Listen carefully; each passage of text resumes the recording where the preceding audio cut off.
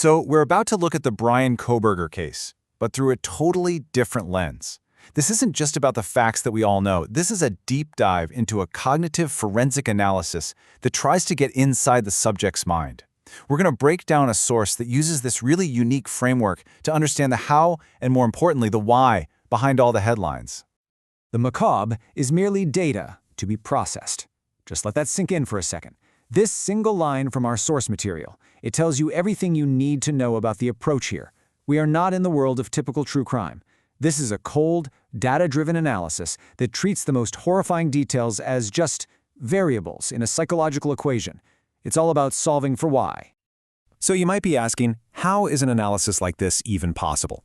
Well, it all hinges on something the source calls the dual stream protocol. Picture two streams of information, right? Stream A is everything we see in public, the official documents, but with all those big blacked-out, redacted sections. But Stream B, well, that's where the real work begins. The source uses behavioral models and probability to make some very educated guesses about what's actually hiding under those black bars.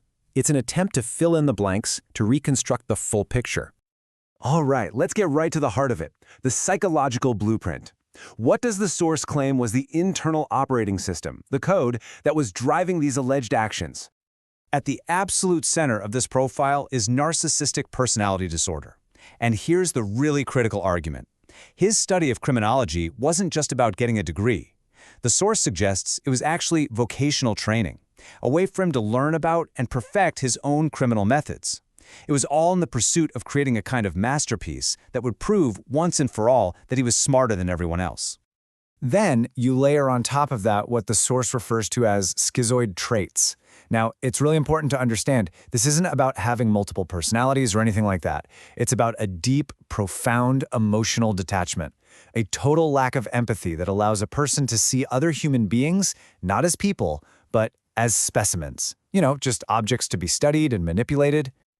And the final piece of this psychological puzzle, obsessive-compulsive tendencies. According to this analysis, this is what dictated the method. This was the engine that was driving the incredibly meticulous planning, the constant surveillance, and the rigid rituals that allegedly defined every single step of the process.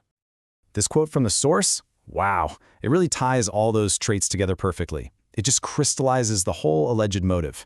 He didn't see other criminals as subjects to study. In his mind, they were simply failed predecessors, and he was absolutely determined to succeed where every one of them had failed. Okay, so we have the psychological theory, but how did this blueprint allegedly translate into real-world action? Let's walk through the operational phases, just as the source reconstructs them. This slide is so simple, but it says so much. 12. That's the minimum number of alleged surveillance trips made to the location. And look, this isn't just a number. It's a chilling testament to that obsessive, methodical planning we were just talking about. The source suggests that every single one of these visits was a dry run, a rehearsal. The source breaks the entire act down into 3 distinct phases. First, there's the hunt, which is all about that obsessive-compulsive surveillance. Then you have the act itself, a cold, methodical execution allegedly made possible by that schizoid detachment. And finally, you have the unraveling, which was driven by obsessive cleaning and the narcissistic need to follow the investigation into his own crime. And this is where the source points to a moment of critical cognitive dissonance. It's the alleged internal monologue when the suspect encounters the surviving witness. Witness, not on the plan, abort.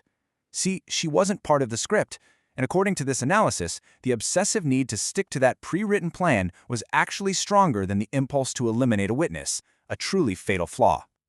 So, for all its meticulous planning, this so-called perfect crime was, well, it was far from it. The analysis zeroes in on what it calls flaws in the code, the critical errors that ultimately compromise the entire operation. The analysis highlights 2 major alleged failures. First, the knife sheath. It's framed not just as a tool, but as this prized, ritualistic item that was simply forgotten in the chaos and adrenaline rush of the moment. And second, that witness encounter we just discussed. It's seen not so much as a failure of nerve, but as a failure to adapt, a moment where a rigid adherence to the plan completely overrode logic. So let's see how this all connects, from the psychological theory all the way to the hard evidence.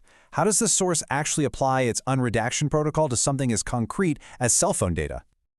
Okay, this slide really makes the whole concept just click. Look at the Stream A column on the left. That's the public data, full of those blacked out fields.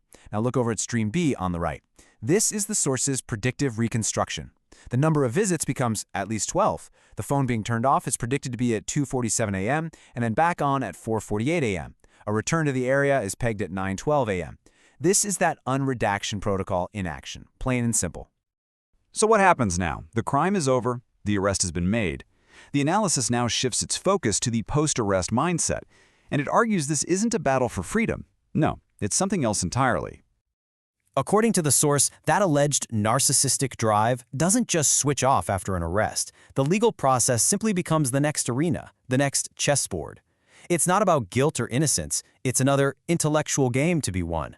It's him against another opponent, the entire justice system, and he has to outsmart it. The source even projects this mindset forward, predicting some very specific behaviors in prison.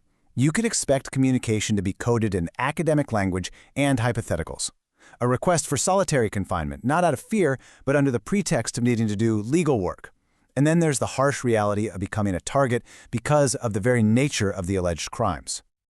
And this all brings us to the final, powerful question posed by the source material, one that really reframes this entire story. When a mind is a weapon, what happens when it's turned against its owner? If the same intellect that planned the crime also made the ego-driven errors that unraveled it, then maybe the biggest battle isn't happening in a courtroom at all. Maybe it's happening inside the subject's own head.